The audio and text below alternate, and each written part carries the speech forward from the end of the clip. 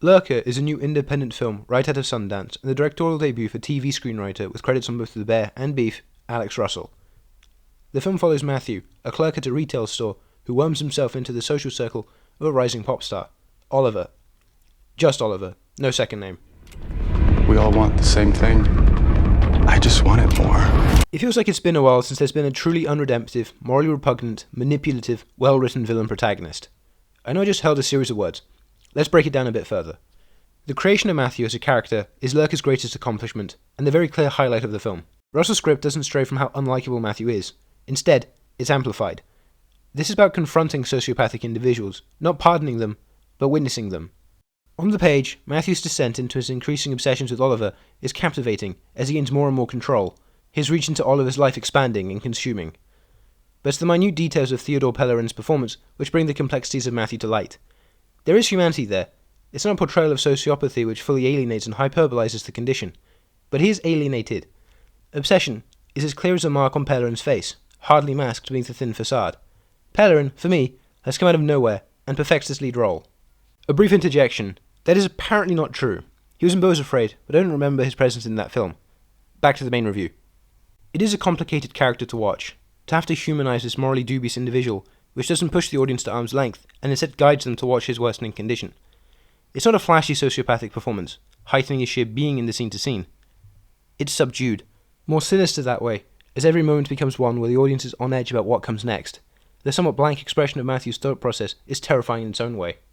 Sadly, however, I wasn't too taken by Archie Madekwe's Oliver.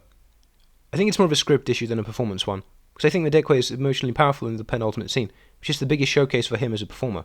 That scene is one with minimal dialogue, and it allows Madekwe to simply be as Oliver, embodying the character through song and facial expression. But I found Oliver to largely be too shallow as a character.